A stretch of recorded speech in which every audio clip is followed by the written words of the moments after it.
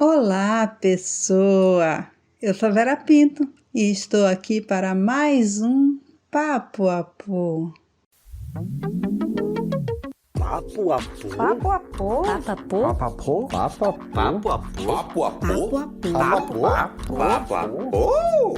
Não importa se você é aposentada, apologética, apoteótica ou apoquentada, aporta aqui, pessoa. Este podcast é feito para você.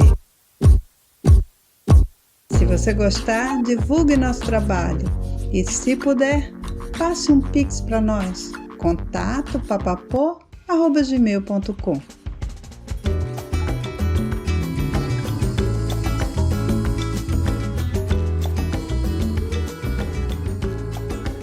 Antes de começar o episódio de hoje, a gente queria agradecer e se despedir de duas pessoas que contribuíram muito com a gente.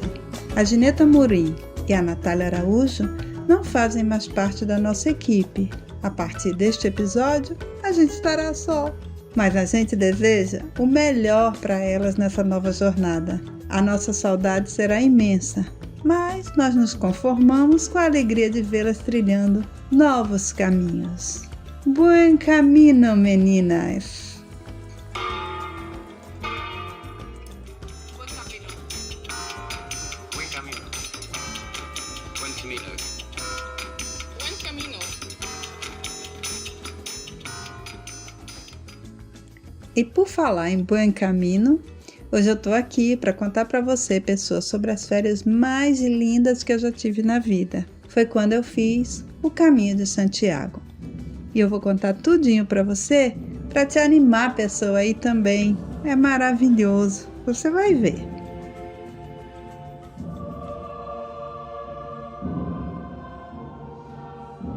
Primeiro eu tenho que dizer que a minha ida a Santiago foi, digamos assim, emergencial.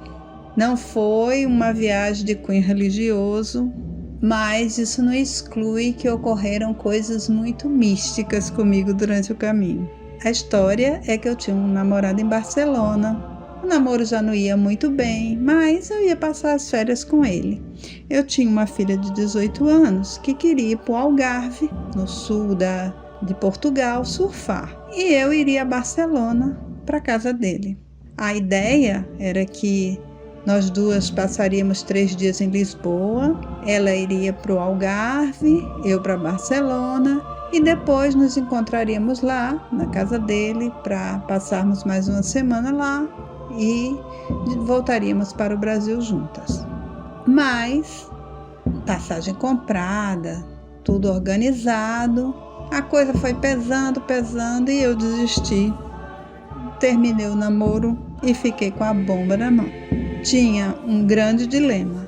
Eu não queria deixar a minha filha, que à época tinha 18 anos, ir para Sagres sozinha, ficar num continente sozinha. E a minha passagem já estava comprada, a dela também, tudo combinado. E eu passei assim umas 2 noites sem saber o que fazer, porque eu não tinha grana para bancar o hotel, férias tão longas. Eu ia, na verdade, para casa de uma pessoa diferente de uma organização financeira de ir para um hotel. De repente, me veio aquela luz: vá para o Caminho de Santiago. E foi assim como uma festa no meu ser quando essa ideia surgiu na minha cabeça. Eu já tinha ouvido falar no caminho, eu tinha vontade de fazer, mas não era uma coisa que estava no meu plano, né, no meu planejamento de férias nem tão cedo, principalmente naquelas que já estavam para acontecer. Acho que faltava, creio que uns 15 dias. Então eu fui para a internet procurar, né? E vi que naquela época um albergue custava 3 euros. E aí vi que a minha grana dava para fazer o Caminho de Santiago. Hoje custa em média entre 5 e 10 euros.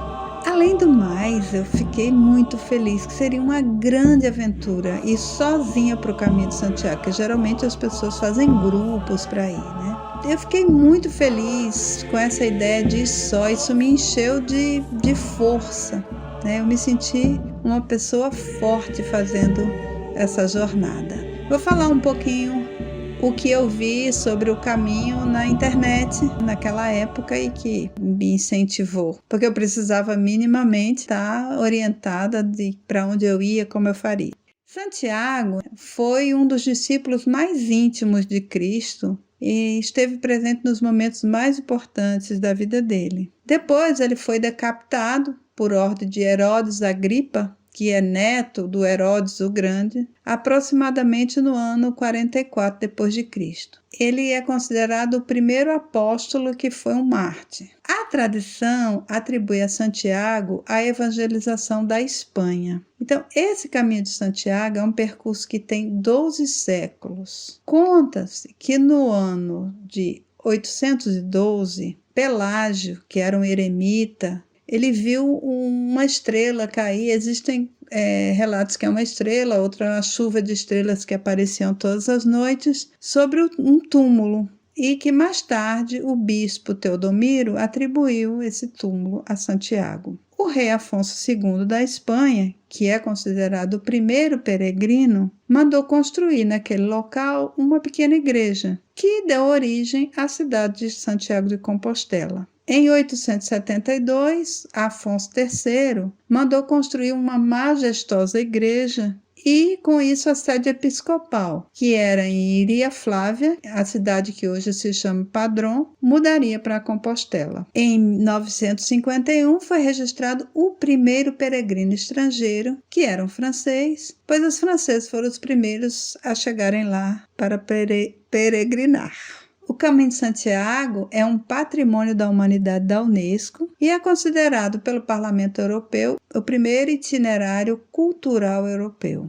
Então eu pensei, como eu estaria em Lisboa, eu faria o caminho português, porque o Caminho de Santiago a gente pode fazer de várias formas. Há o caminho francês, que a gente percorre 764 quilômetros e dura 33 dias a pé. O caminho do norte, que também é chamado Caminho da Costa, pois a pessoa vai pela costa do norte, atravessando o País Basco, a Cantábria, as Astúrias, até chegar à Galícia. São 824 quilômetros e você anda 32 dias a pé. O caminho primitivo, que inicia na cidade de Oviedo, atravessa as Astúrias e converge com a rota francesa a 55 quilômetros de Santiago. Neste trajeto são 313 quilômetros e 14 dias a pé. Tem também o caminho inglês, que tem como partida a Corunha e vai até Bruma, bem pertinho de Santiago. Nessa rota são 119 quilômetros e 6 dias a pé. A Via da Prata é uma rota de 960 quilômetros e 27 dias a pé. Nesse se vai do sul ao norte, partindo de Sevilha. E há o caminho português, também conhecido como Caminho Central Português, que foi o que eu fiz, que em sua totalidade se percorre 620 quilômetros e são 25 dias a pé. O ponto de partida é em Lisboa. As etapas variam de 13 a 34 quilômetros cada uma. O caminho português ou caminho central português é o segundo itinerário mais popular do caminho de Santiago. O primeiro é o francês. Mas veja bem, o caminho de Santiago não precisa ser feito por inteiro. Você pode escolher um ponto de partida que se adeque mais às suas necessidades, à sua condição física, e foi o que eu fiz. Eu tinha pouco tempo de preparação física, eu ia sozinha, era a minha primeira vez no caminho. Então eu decidi fazer 100 quilômetros a pé no caminho português. Essa distância de 100 quilômetros é a distância mínima que permite a você obter a Compostela, que é o certificado de peregrino. Porque quando você vai viajar, você pede um certificado e quando você passa em cada etapa, em cada cidade, em cada local, as pessoas carimbam, ou a própria igreja carimba, a sua passagem. E quando chega em Compostela, você mostra essa cartela e eles lhe dão um certificado de que você fez o Caminho de Santiago a pé. A rota, que tem origem Tuí, que foi o que eu fiz, tem 117,5 quilômetros e ela pode ser realizada em 5 ou 6 dias, que foi o que aconteceu comigo. Quando eu estava me organizando mentalmente para ir a esse caminho, me veio uma preocupação. E a mala, né? Afinal, eu ia com a minha filha, ia passar 3 dias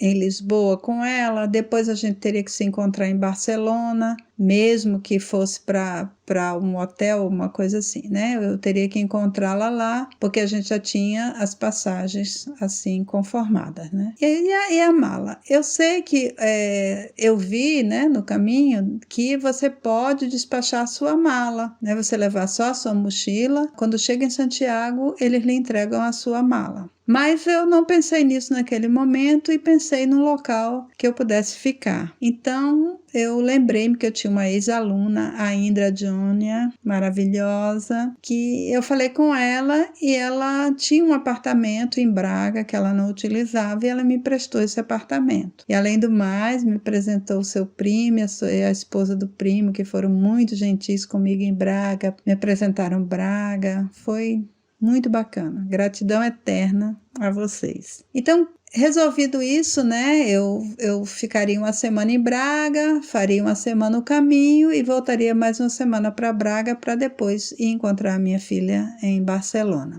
Aí eu tinha que começar a me exercitar, né? Porque eu vi na internet que as pessoas precisavam se preparar antes. Então, eu chamei um aluno meu que fazia corridas, caminhadas, o João Paulo, e ele foi comigo comprar um tênis. Eu comprei um tênis Mizuno, que realmente foi uma excelente indicação. Eu não tive uma bolha do pé durante o percurso e eu ainda usei esse tênis por muito tempo depois na minha vida. Só que hoje em dia eu não faria o mesmo, né? Eu compraria alguma coisa, uma bota, uma coisa que segurasse o tornozelo, porque uma das coisas que eu senti foi muita dor no tornozelo, justamente por não estar com uma bota. Então eu comprei o tênis, comecei a andar pela via costeira, como eu disse, faltavam uns 15 dias para eu viajar e eu andava feito uma louca todo dia na via costeira, indo e vindo, para que eu, quando chegasse lá, não me sentisse tão desconfortável. Eu não comprei uma mochila adequada, deveria tê-lo feito, uma mochila que prendesse também na frente, né, no abdômen, para não maltratar tanto as costas. Eu não fiz isso, peguei uma mochila do meu filho e levei. Isso foi um erro, não aconselho ninguém a fazê-lo. Mas uma coisa que eu fiz que foi muito legal, eu juntei toda a minha roupa velha, né, camisetas mais velhas, calcinhas, sutiãs, enfim, a roupa mais velha que tinha, e contei os dias e coloquei, né, as mudas necessárias na mochila. E isso foi muito legal, porque a cada lugar que eu chegava, que eu tomava um banho, eu jogava aquela roupa fora. E significou que cada dia minha mochila era mais leve, né? E não carregava roupa suja, porque você não tem tempo para lavar roupa. Agora, uma coisa que eu fiz, que eu achei legal, eu levei uma legging para dormir, porque quando você chega no albergue, você só recebe um lençol de EVA para forrar o colchão. E aí, o que eu fazia? Eu botava a legging, que já ficava mais quentinha, porque mesmo no verão esfria um pouco à noite. E eu levei também uma echarpe larga, que era como eu me cobria à noite. Então, eu já dormia com a camiseta que eu ia sair no outro dia, não é? E retirava só a legging e colocava a calça jeans. O que foi um outro erro, porque eu indico que vocês comprem calças de tactel, porque se chove, primeiro você pode levar várias mudas, né, na mochila, 2 pelo menos, né? E segundo, que se chove e você precisa lavar ou deixar secar, é muito mais rápido. Além do que, tem umas calças, uma companheira estava com uma calça que tinha um fechaclé no joelho, que quando estava do dia já o sol quente, ela retirava, virava uma bermuda. Eu achei bem bacana. Agora, o que eu fiz também que eu achei legal, em casa eu treinei qual era o tamanho mínimo de uma toalha que eu poderia secar o meu corpo todo, e aí eu comprei na loja de tecidos aquele tecido de toalha, recortei do tamanho que eu achava adequado e também um pedaço para cada dia, e também eu não levava a toalha o tempo todo, porque é um desconforto você tá com a toalha molhada, com a toalha com cheiro ruim, né? Então eu preferi fazer isso e gostei muito da solução.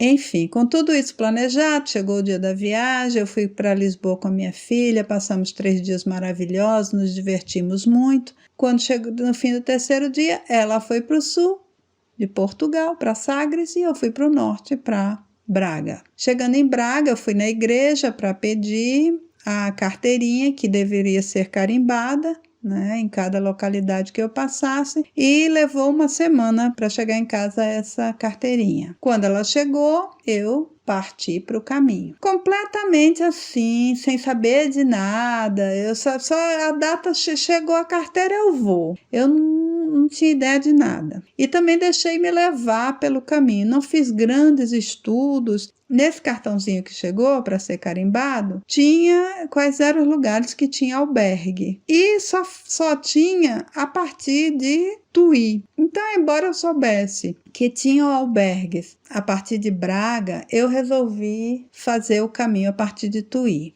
E aí eu peguei um ônibus, fui para Valença do Minho, dormi lá uma noite no hotel e acordei de manhã e comecei o meu caminho. Valença do Minho é uma cidade que fica, chama Eurocidade inclusive, que é uma cidade que fica ao lado da Espanha, que a gente passa de Portugal para a Espanha apenas atravessando uma ponte que é sobre o Rio Minho. E esse foi o meu primeiro grande desafio no caminho de Santiago. Eu tenho um pouco de medo, assim, de altura, eu não me sinto bem em coisas altas, assim, e um pouco desconfortável em atravessar pontes. Mas eu achei que ia ser moleza, né? Então, acordei no hotel, tomei meu café e tal, peguei minha mochila, botei nas costas e fui. Quando eu cheguei na beira da ponte, que eu dei os primeiros passos, a minha perna tremia. Eu disse, eu não vou ter coragem.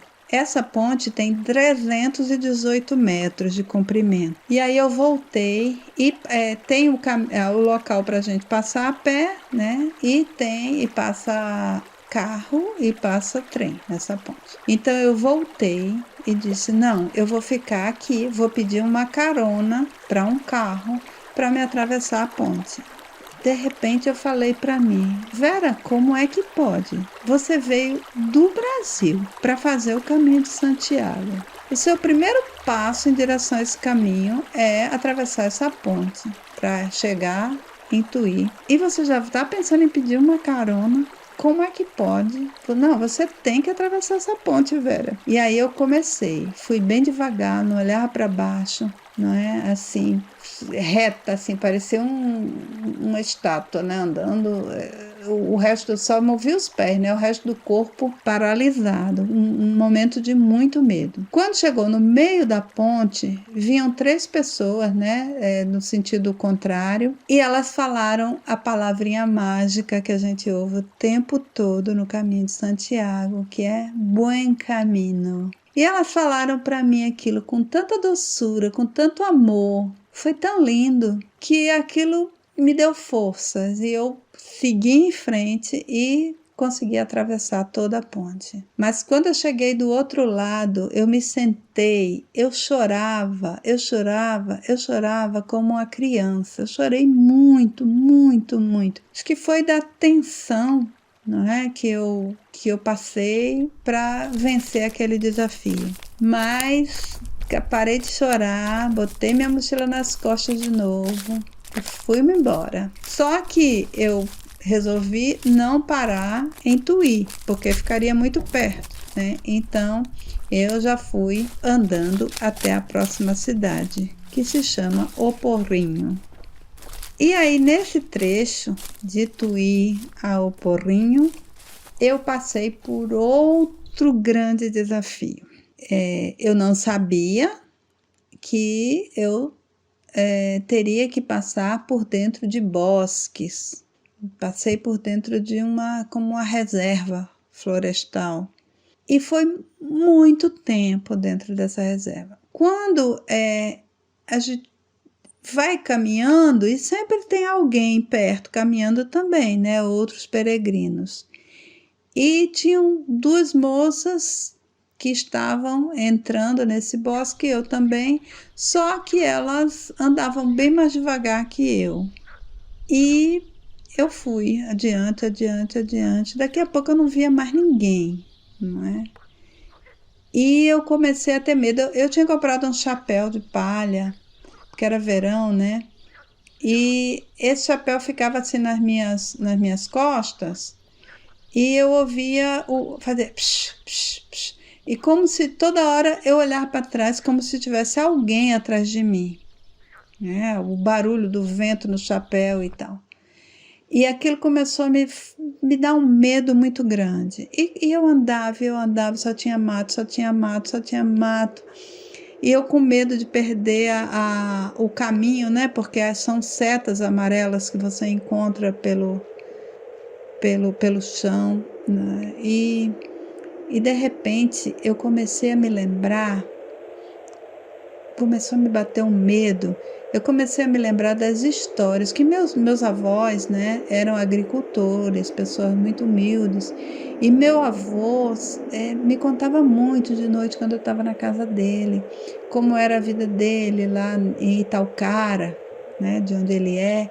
E ele falava de como via esses personagens mesmo, Saci Pererê, né? Como via determinados bichos no meio do mato e tal. E aquelas histórias chegaram na minha mente assim, de repente, eu comecei a sentir medo.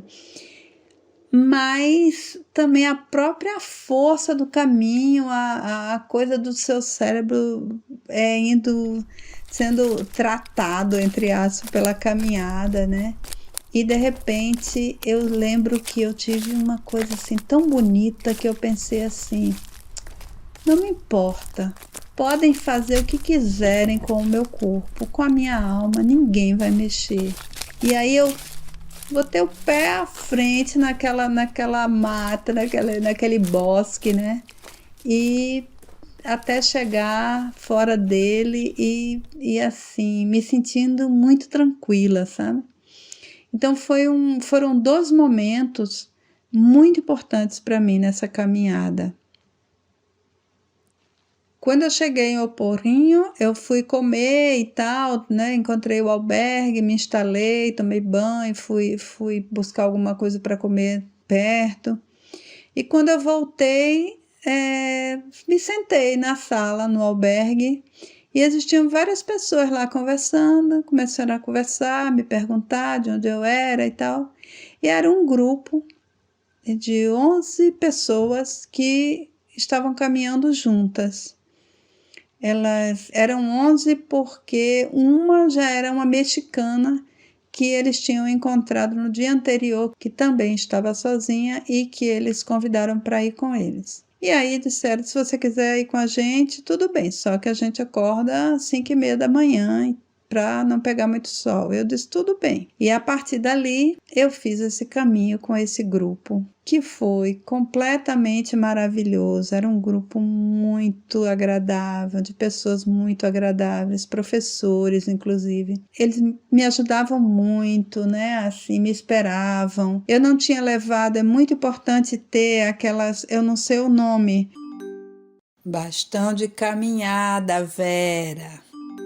Uma pessoa tinha levado 2, me dava uma para eu... Tem momentos que a gente sobe serras, né? E é bem duro, né? Descer é fácil, mas subir é mais complicado. Então, eu tive o resto do percurso muito feliz e a gente conseguiu chegar em Santiago no dia 25 de julho, que é o dia da grande festa, que é a coisa mais linda de se ver. Eu fiquei maravilhada, eu nunca imaginava ver uma coisa daquela, né? E aí tem todo um ritual, a gente tem um ritual de beijar o santo. Assim, eu fiz tudo que tinha direito em Santiago, né? Assim. E à noite eles fazem toda uma projeção na catedral, né? É a coisa mais linda, fogos nas projeções, uns textos. É assim, é lindo de se ver, assim, foi um passeio maravilhoso, que me tornou uma pessoa mais forte, que me tornou uma pessoa melhor. Até hoje eu acredito que foi as férias mais lindas da minha vida. Eu li um texto da Cláudia Salgueiro, que ela termina assim: Acordar, andar, comer, dormir, repetir. São assim os dias que passam a voar numa semana que pareceu um dia. O caminho não é só uma viagem cultural, religiosa, espiritual, desportiva. É uma experiência que vicia. É um desejo de voltar. É o sabor do andar. E eu termino aqui esse podcast dizendo a você que eu, ao fazer esse podcast, ao relembrar essas coisas, ficou tão forte dentro de mim que eu estou assim ansiosa para no verão fazer outra vez o Caminho de Santiago, fazer outra rota, fazer pela costa para conhecer outras cidades, né? E quando estava lendo, eu vou ler um texto agora para vocês. E quando eu estava lendo esse texto, eu comecei a chorar quando a pessoa fala no que significa ouvir Buen Camino, que para mim foi uma das coisas mais lindas de todo o caminho. Era passar por pessoas e elas falarem essa frase, essas duas palavrinhas, e eram assim umas senhoras, às vezes lá no alpendre da casa, lá em cima, ficava dando adeus pra gente, falando, cada pessoa que passava e olhava para você e dizia, isso vai lhe dando uma força, uma energia, é uma coisa incrível. E foi tão forte que quando eu li isso hoje eu chorei, lembrando dessas duas palavrinhas tão mágicas. Então eu desejo para você, pessoa, um bom caminho e te deixo com o texto que eu escolhi para ler para você, que é um texto da Patrícia, não tem sobrenome, que é uma educadora de formação, marqueteira de profissão e viajante por paixão, que escreveu esse texto para o site bagagemdememorias.com, e eu achei que esse texto era muito bonito e falava muito sobre o que realmente é a experiência do Caminho de Santiago. Um beijo, pessoa! Caminho de Santiago, reflexões, escrito por Patrícia no site bagagemdememorias.com. O Caminho de Santiago de Compostela é, como a maioria dos que já o fizeram dizem, especial. Muito. Caminhar distância que você jamais imaginou por seu corpo, mente e espírito à prova, conhecer gente do mundo todo e conhecer a si mesmo. Pode parecer loucura, mas existe uma magia durante o trajeto e coisas acontecem para quem está aberto a recebê-las. Eu fiz o caminho francês, que começa em Saint-Jean-Pied-Port, França, e atravessa todo o norte da Espanha até Santiago de Compostela. Em seguida, emendei a caminhada até Finisterra, o fim do mundo, para encontrar o Atlântico. No total, foram mais de 1.000 quilômetros percorridos 100% a pé, 36 dias sem entrar em um carro, ônibus, trem ou mesmo sem uma voltinha de bicicleta. Centenas de quilômetros percorridos com minhas próprias pernas e impulsionados por uma motivação que às vezes nem eu sabia de onde vinha. Também estiveram comigo o tempo todo a melhor bota do mundo nos meus pés. O caminho foi praticamente sem bolhas e sem dores, e minha mochila com seus 10 quilos nas costas. Hoje tenho nos meus arquivos a Compostela, o diploma que certifica a caminhada até Santiago e também o documento que comprova que andei até Finisterra, sem contar a credencial em que fui colecionando carimbos durante todo o percurso. Mas o significado do caminho vai muito além e é impossível resumi-lo a apenas um pedaço de papel bonito. Mais importante que chegar ao destino final, Santiago de Compostela e Finisterra, é a jornada que te leva até lá. Cada um tem o seu próprio caminho, impressões e conclusões. Aqui partilho com vocês as reflexões que tive durante a minha caminhada. Podemos dizer que o caminho francês se divide em 3 partes. A primeira é de Saint-Jean-Pied-Port até mais ou menos Burgos, um trecho de montanhas, muitas subidas e descidas, um desafio para o corpo que ainda não está preparado para andar distâncias tão longas. A segunda parte, mais ou menos entre Burgos e León, é conhecida como meseta, o que dizem ser uma das etapas mais difíceis por ser uma região desértica, plana e aberta, sem proteção para sol, chuva e vento, com uma paisagem que pouco se altera e, com o corpo acostumado às montanhas, esse trecho se torna um verdadeiro desafio para a mente. E, na última parte, de León a Santiago de Compostela, se encontram 2 pontos importantes no caminho, a Cruz de Ferro e a subida do Cebreiro, além de finalizar com os últimos 100 quilômetros cheios de novos peregrinos, o que faz desse trecho um desafio completo para o corpo, mente e espírito. O caminho até Finisterra é a oportunidade de aplicar os ensinamentos aprendidos. Diz a lenda que ao começar o caminho você ganha um anjo que te acompanha e te protege o tempo todo, te auxilia nas tomadas de decisões e proporciona alguns milagres. E o caminho está cheio de histórias incríveis. O único, porém, é que a velocidade dele nunca é maior que a dos teus passos. No começo ele está bem perto, para te conhecer melhor e te ajudar nos obstáculos que as montanhas impõem. Na meseta, o anjo te olha mais de longe, dando mais espaço para você trabalhar sua mente sozinha. Na parte final, ele se aproxima novamente. Afinal, a evolução do espírito requer uma atenção especial. Algumas pessoas contratam um serviço de transporte de mochilas para não precisar carregá-las e andar mais leve. Mas dessa forma, a velocidade aumenta muito e o anjo não consegue as acompanhar. Aqueles que pegam táxi, ônibus ou trem em algum trecho também perdem seu anjo. E sem anjo, sem milagres. Estar no caminho é mais que apenas andar com o destino definido ou não. O trajeto está cheio de descobertas, de surpresas, de encontros e desencontros. Momentos especiais surgem a todo instante, como após cada subida sacrificante, pois aquela vista de tirar o fôlego te espera como recompensa. E você só pode tê-la se encarar cada passo montanha acima. Em cada parada no bar para o almoço, um café ou mesmo apenas em busca de uma cadeira por 10 minutos, uma pessoa diferente te espera para compartilhar histórias, experiências e sorrisos. A cerveja gelada no fim de todas as tardes brinda a caminhada do dia, comemora cada etapa cumprida e o fato de estarmos cada vez mais perto do objetivo final. Os dias de chuva são necessários para darmos mais valor aos dias de céu azul e com o sol brilhando. O buen camino, desejado e recebido a todo instante, se transforma em um código quase secreto. Apenas 2 palavras que carregam um enorme significado e que só quem está há dias caminhando o entende.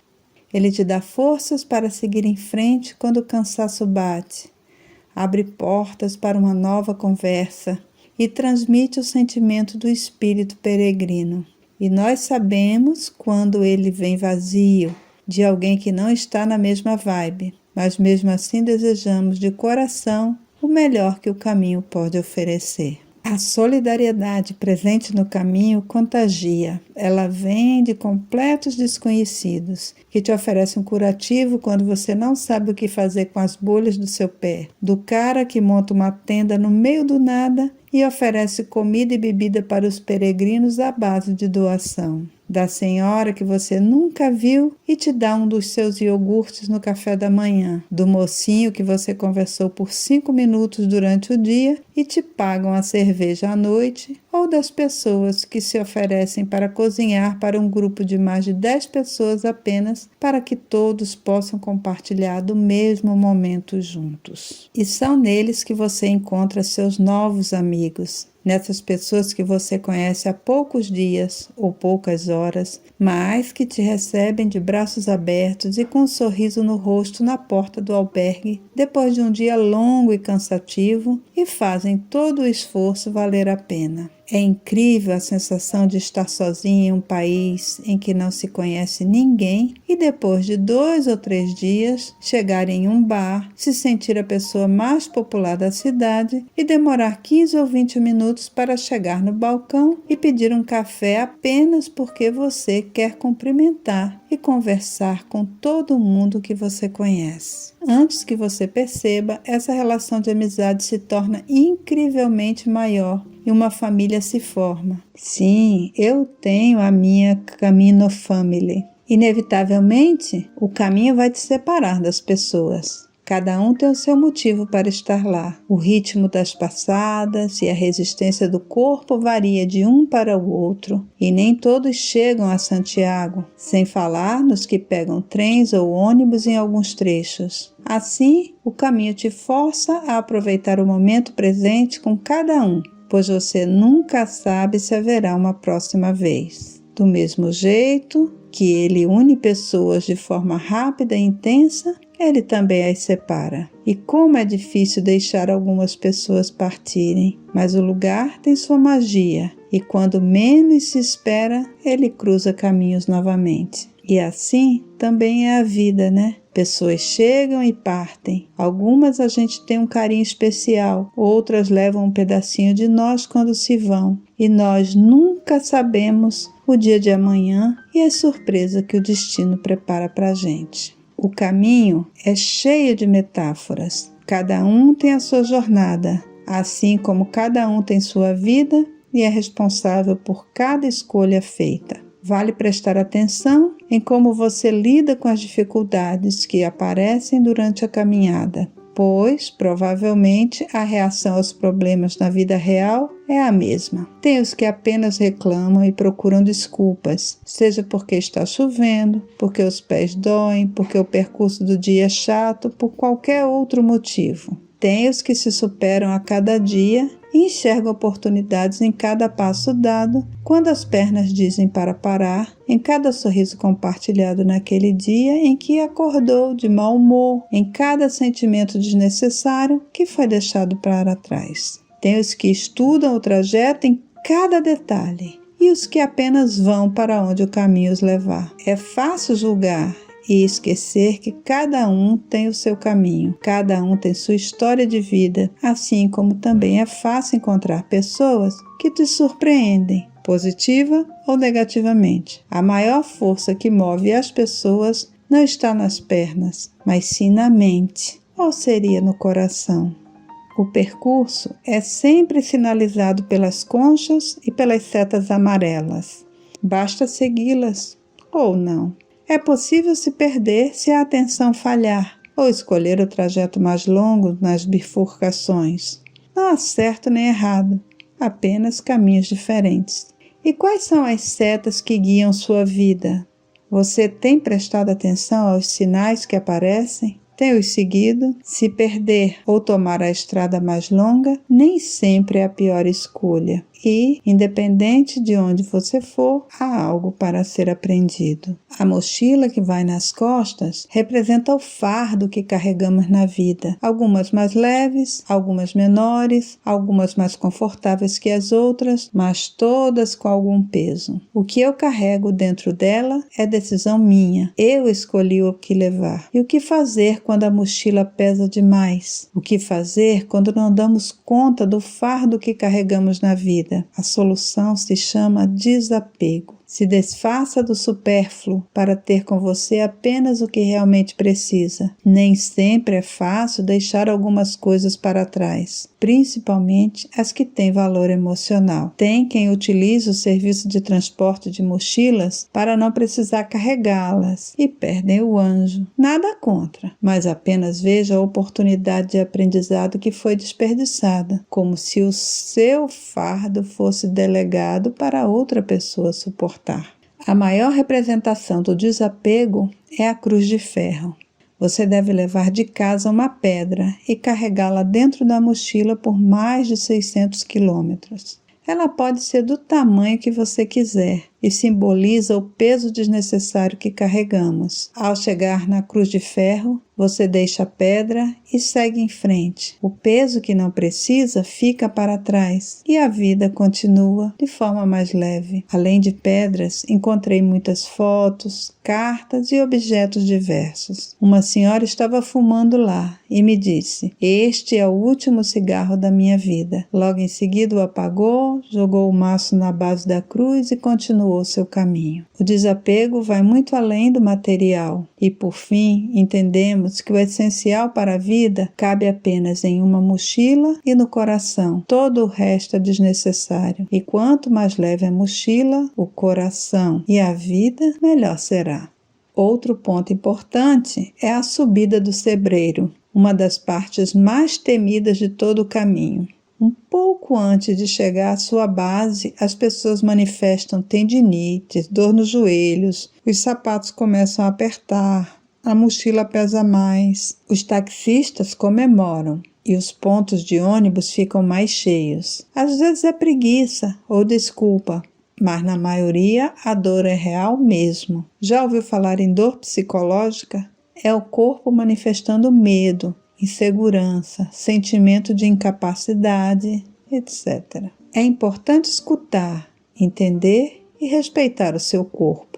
As dores e as bolhas são a representação física dos obstáculos que surgem na vida. Se pararmos para pensar, todos os problemas existem apenas na nossa cabeça, na forma como encaramos e lidamos com cada situação. Alguns se zangam, reclamam, remoem, adoecem, amargam a vida ou culpam a tudo e a todos. Já outros sabem melhor como controlar suas próprias emoções, como digerir cada situação, como não se envolver emocionalmente e deixam partir o desnecessário. Olha o desapego aqui de novo. E quando estamos bem com a gente mesmo, tudo parece ficar bem também. O exterior é um reflexo do nosso interior. Depois de um tempo, percebi o quão confortável é pisar na lama e como os trechos de floresta parecem ter saído de um conto de fadas. Um dos maiores índices de pessoas que pegam ônibus é entre Burgos e León,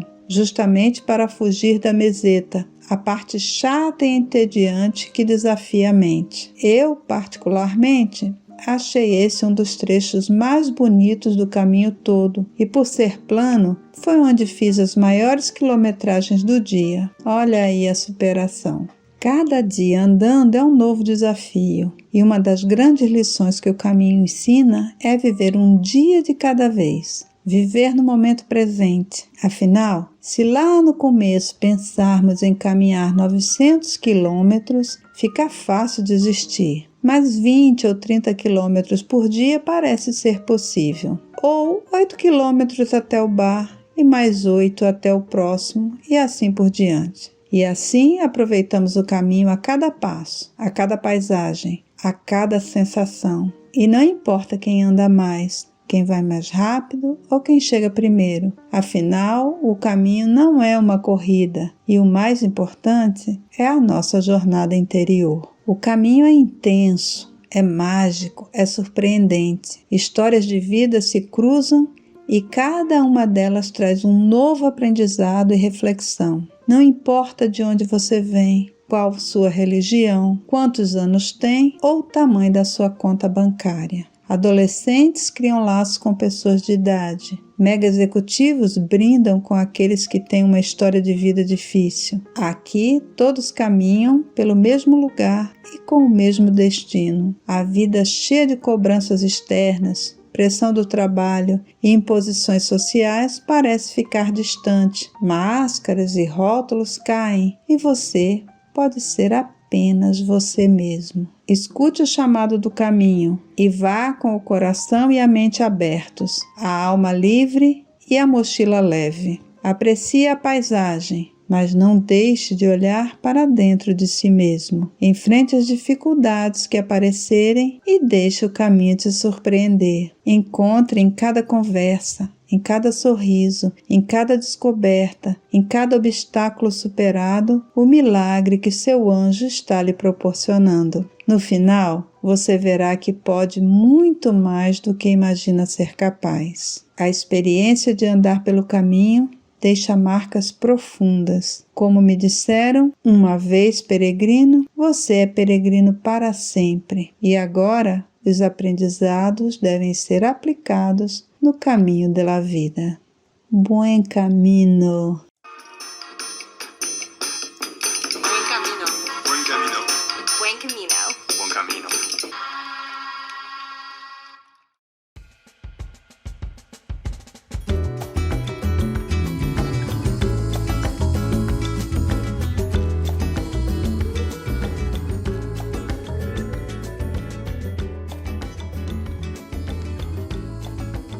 O Papapô é um projeto sem fins lucrativos para levar veganismo, arte e ciência até você. Nossa equipe é formada por Priscila Simas, assistente de produção e responsável pelo nosso Instagram e o YouTube. A Hanna Nery é nossa editora freelancer. A Fátima Araújo, Fernando Palhano, Elrio Costa e eu, Vera Pinto, fazemos os roteiros e a apresentação. A edição de hoje foi por minha conta. O Júlio Lima é nosso assessor para assuntos musicais. Nesta temporada, a gente está falando de viagens. Se você quiser contar uma viagem para nós, é só escrever para contato@papapô@gmail.com. Se quiser nos apoiar, divulgue nosso trabalho em suas redes sociais e, se puder, passe um Pix para nós, no valor que você desejar. 30% são destinados ao cuidado com animais abandonados. As músicas e os efeitos sonoros deste episódio foram retirados da biblioteca de áudio do YouTube e do site freesound.org.